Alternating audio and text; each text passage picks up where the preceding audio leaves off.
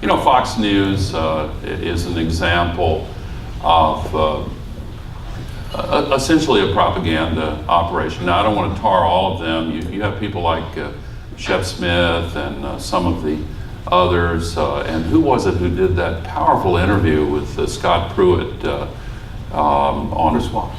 No? Ed Henry. Who? Ed Henry. Ed Henry.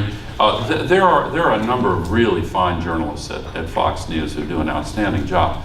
But the primetime shows and the ones that really have the big audience, it's almost like a state propaganda organ. All right, well, let's look at the other end of it. What should media that you trust, media that have been reliable, what should they do to rise to this moment?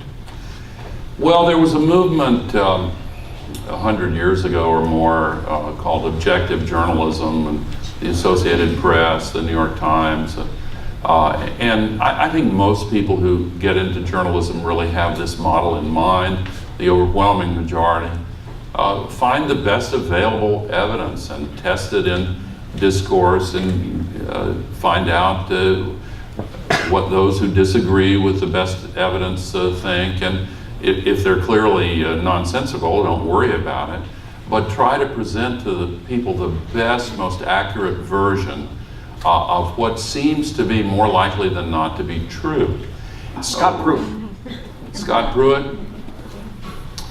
I don't know why he's still in office. I think...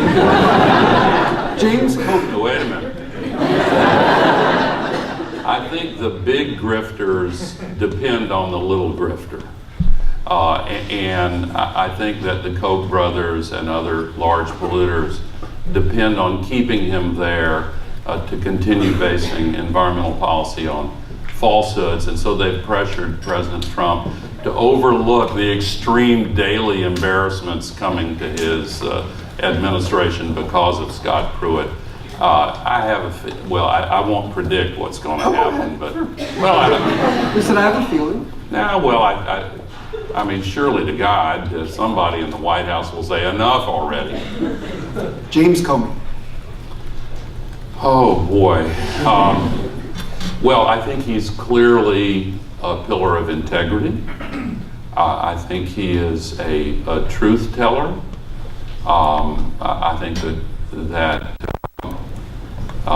whatever flaws have been manifested, and he himself has written about some of them, will be for history to judge. Robert? I think our country is extremely fortunate to have a man of such character, experience, wisdom, and professionalism in a position that may turn out to be the pivot point of the early part of, a pivot point for American history. I don't remember a time when a single individual in a position of that kind was so almost universally respected. There has been, of course, the White House has orchestrated a campaign to try to attack him. You know him. I really don't know him that well, no. I've met him, but... when you talk about this pivot point, what are you referring to there? Why is this supposed to...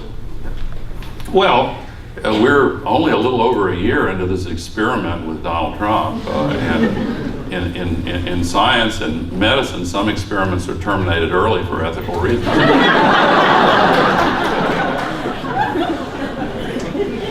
Hillary Clinton. An incredibly smart, talented public servant. I had the privilege of working with her for 8 years in the White House. She and I agree on so many issues, and I wish her well in the aftermath of the last campaign. I know a little bit about what that feels like, and I think she'll be fine.